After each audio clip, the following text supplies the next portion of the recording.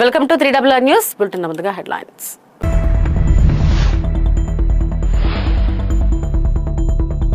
న్యూఢిల్లీలో 12వ బ్రిక్స్ పర్యావరణ మంత్రుల సమావేశం.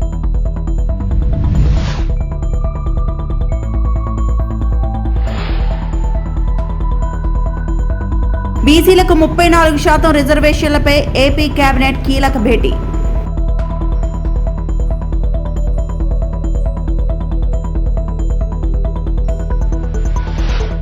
అర్చకులు వేద పండితుల నియామకాలపై మంత్రి ఆనం సమాధానం.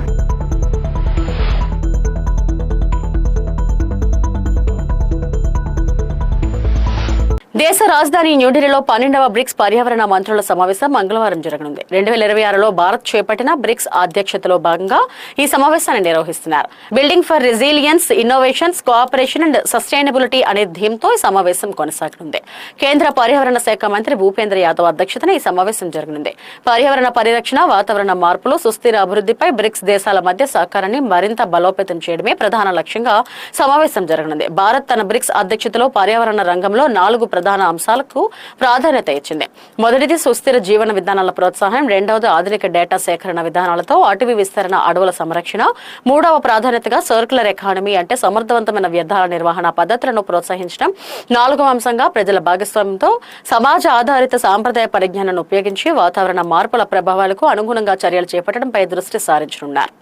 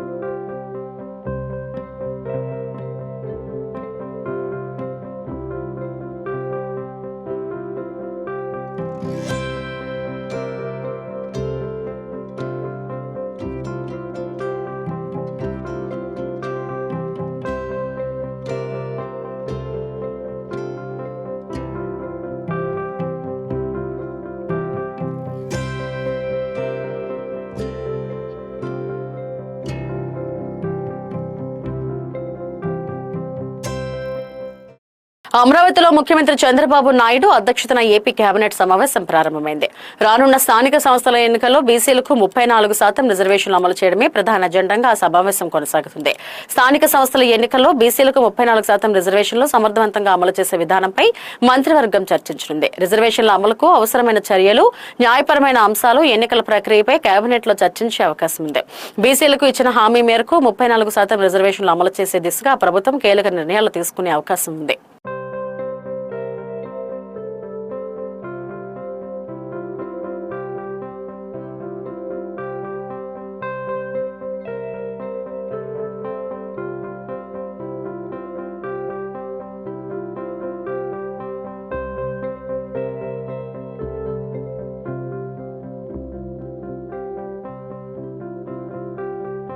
ఆలయాల్లో అర్చకులు, వేద పండితుల నియామకాలపై ఎలాంటి జోనల్ విధానం అమల్లోకి లేదని మంత్రి ఆనం రామనారాయణ రెడ్డి అసెంబ్లీలో స్పష్టం చేశారు.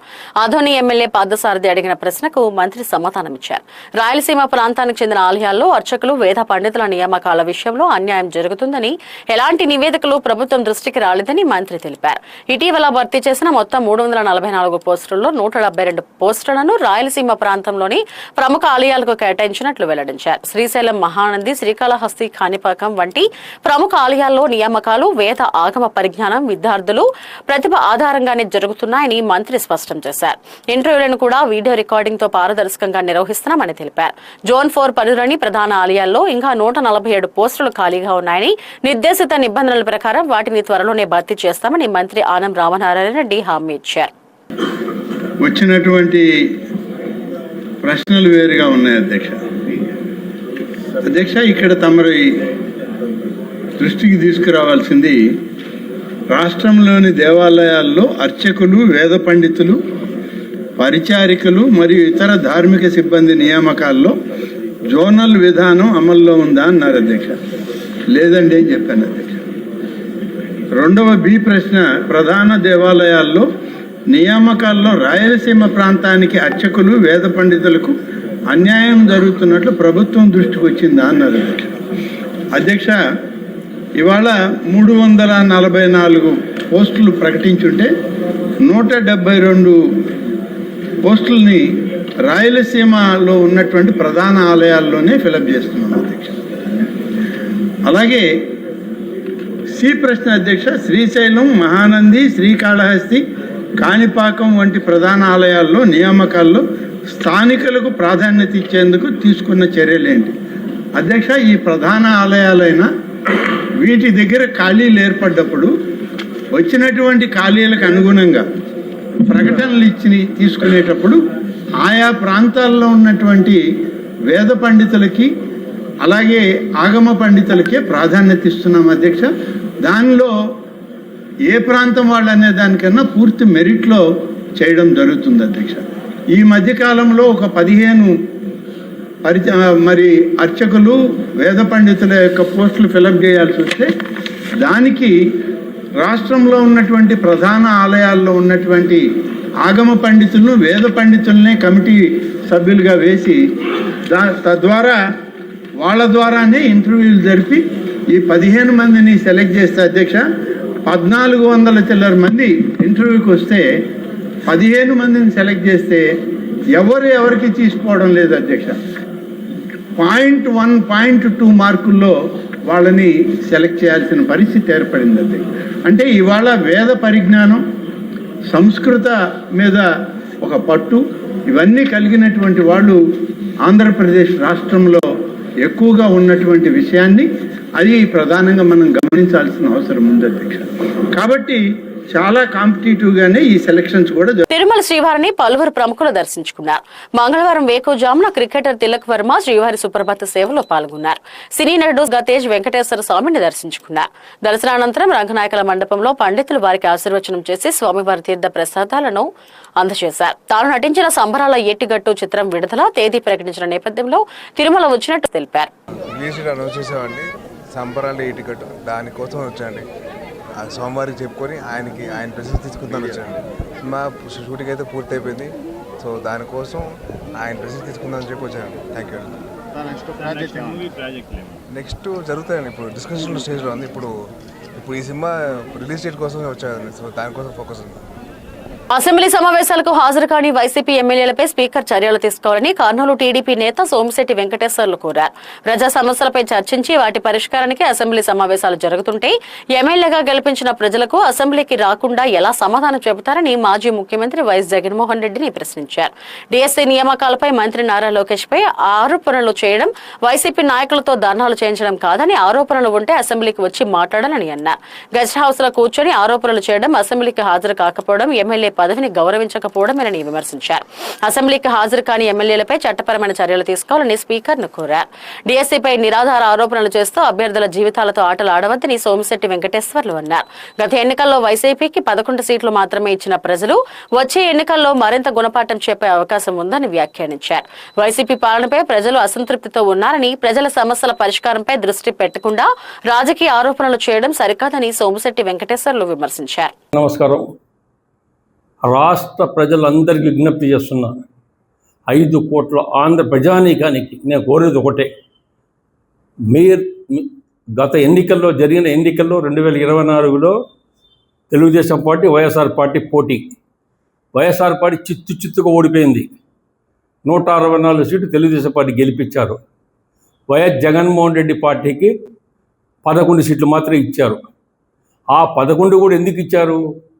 కొంతమంది ఎమ్మెల్యేలు వాళ్ళ నియోజకవర్గ సమస్యలుంటే సమస్యలు తీసుకుపోయి అసెంబ్లీలో ప్రభుత్వంతో పోరాడి మాకు ఏదైనా పని చేస్తారనే ఉద్దేశం ఆ 11 మంది కూడా గెలిపించారు, వాళ్ళ 11 మందిని. అయితే ఈ దుర్మార్గుడు వైఎస్ జగన్మోహన్ రెడ్డి నన్ను గెలిపించారు, అయిపోయింది, నాకేం పని, ఇంకా ప్రజలకు అయిపోయింది, ఇంకా నాకు ప్రజలంటే లెక్క లేదు, మళ్ళా వాళ్ళే సచ్చినట్ట డబ్బులు ఇస్తే వాళ్ళే గెలిపిస్తారు అని చెప్పి మొండిగా అసెంబ్లీ సమావేశాలు పెడితే అసెంబ్లీకి పోడు.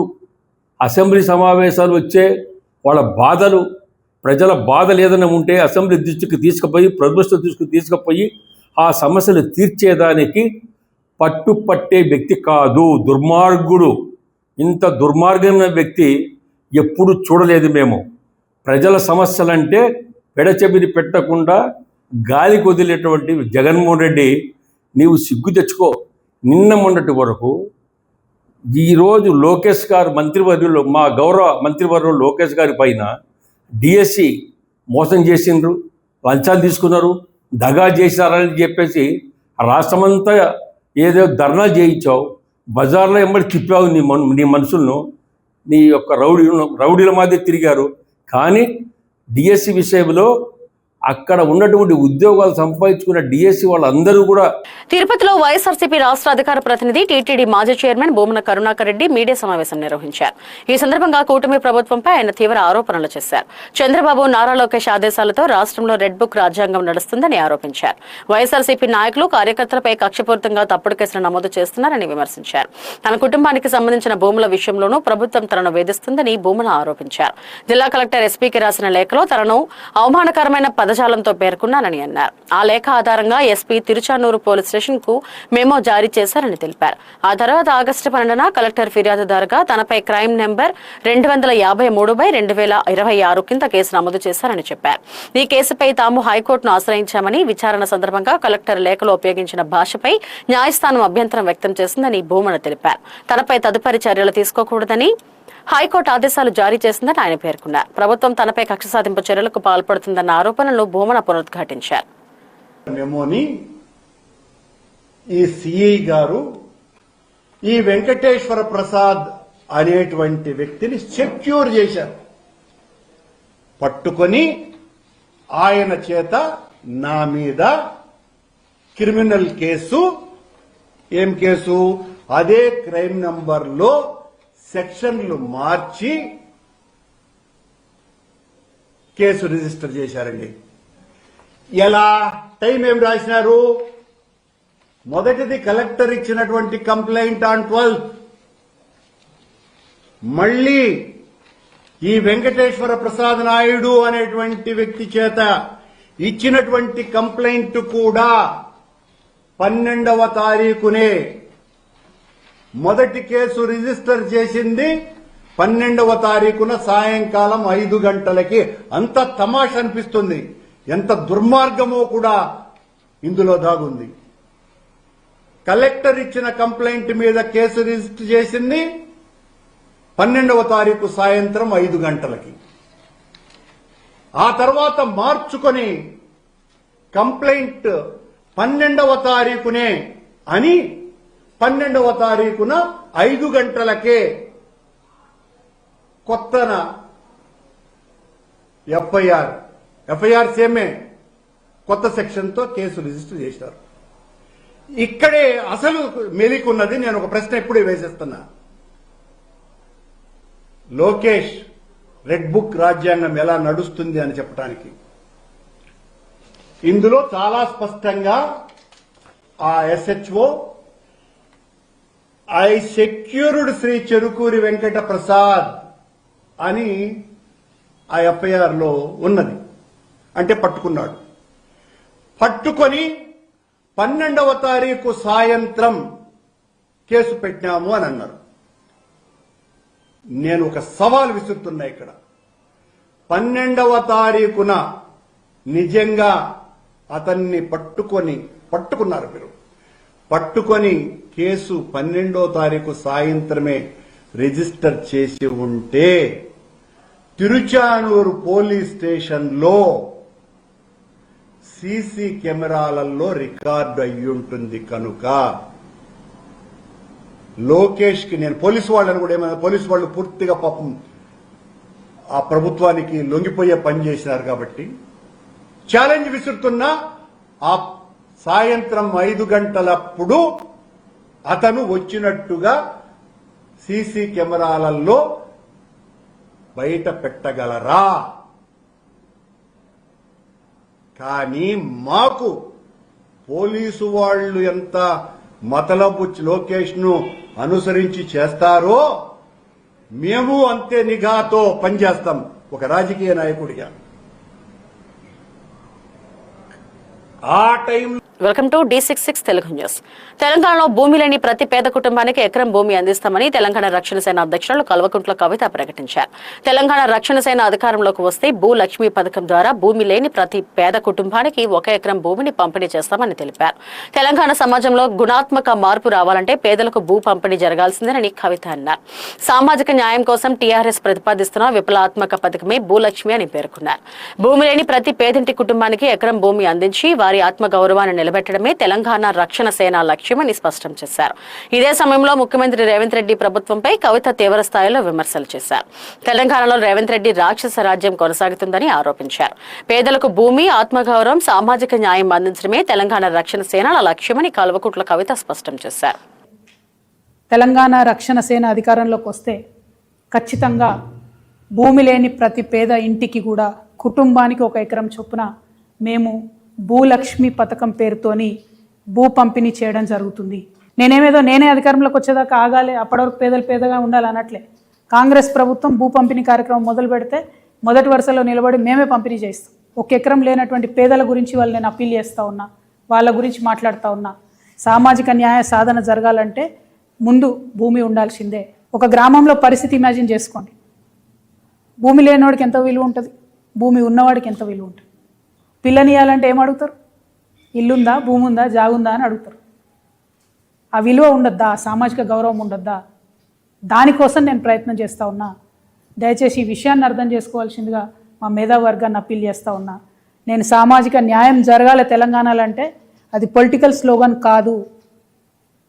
విప్లవాత్మకమైన గుణాత్మకమైన మార్పు కోసమే తెలంగాణ రక్షణ సేన ముందొచ్చింది. దానికోసం ప్రయత్నం చేస్తుంది. మరి భూలక్ష్మి పథకం కోసం మా ఆడబిడ్డలంతా కూడా ఆలోచన చేయాలి. మీ ఆడబిడ్డగా సమాజంలో గౌరవం సాధించాలంటే ప్రతి కుటుంబానికి కనీసపు ఆస్తి ఉండాలి, 1 ఎకరమన్న జాగు ఉండాలని బలంగా నమ్మే వ్యక్తిగా నేను ఈ పథకాన్ని ప్రవేశపెడతా ఉన్నా.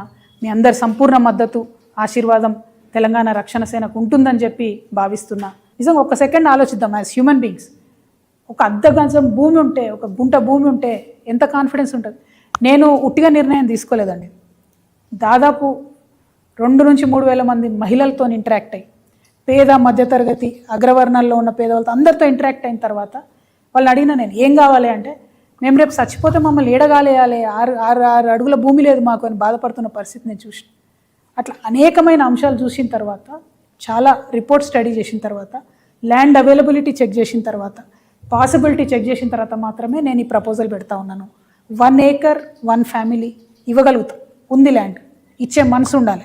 రేపు మేము వచ్చిన తర్వాత పరిపాలన అమ్మ మనసుతో జరుగుతుంది కాబట్టి అందరికీ కూడా, పేదవారందరికీ ఖచ్చితంగా దొరుకుతుంది. ఎందుకంటే గౌరవం ఇవ్వాలి, గౌరవం రావాలి అంటే ల్యాండ్ ఓనర్షిప్ ఉండాల్సిందే. అది ఇవ్వాలంటే కూడా మనకు నచ్చినా నచ్చపోయినా భూమి లేనోన్నో తీరు చూస్తారు, భూమి ఉన్నోన్నో తీరు చూస్తారు. అది ఊర్లో అయినా, సిటీలో అయినా, ఎక్కడైనా విలువ అనేటటువంటిది, సామాజిక విలువ అనేది ఆస్తిపాస్తులతో చూస్తారు. ఆ ఆస్తిని క్రియేట్ చేద్దామని నేను ప్రపోజల్ చేస్తాను. గవర్నమెంట్ ముందు, ప్రజల ముందు, మేధావుల ముందు ఈ ప్రపోజల్ పెడుతున్నాం. మా పార్టీ నుంచి ఈ అంశాన్ని సీరియస్గా తీసుకుంటాం. రేపటి నాడు అధికారంలోకి వచ్చినాక దాన్ని అమలు చేస్తామనే మాట ఇస్తా ఉన్న తెలంగాణ సమాజానికి. ఇవి ఇప్పటివరకున్న బులెటిన్ అప్డేట్స్. నమస్తే.